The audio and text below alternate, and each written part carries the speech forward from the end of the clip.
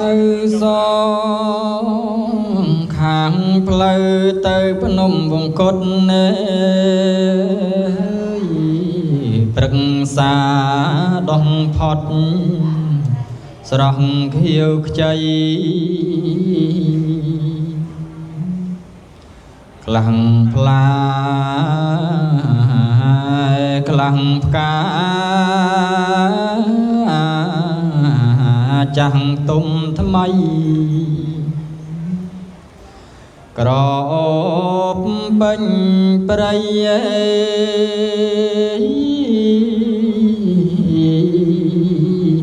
គិងរីវងកត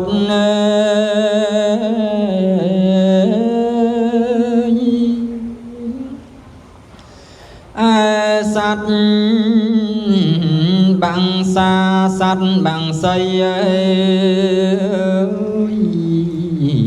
ហិចហើប្រំប្រៃគ្មានតង់ស្លុតហាក់ដូចស្វាគមន៍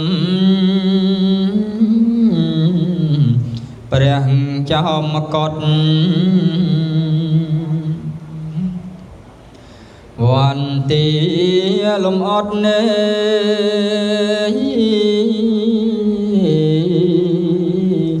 យ៉ាងភ្ញៀវកញ្ញា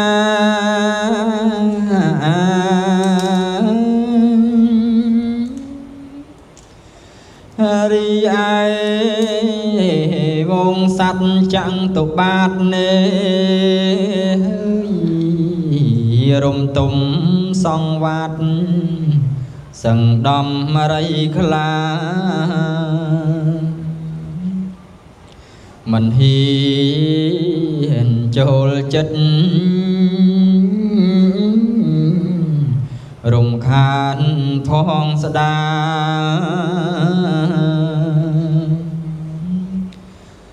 បុត្រីបុត្រា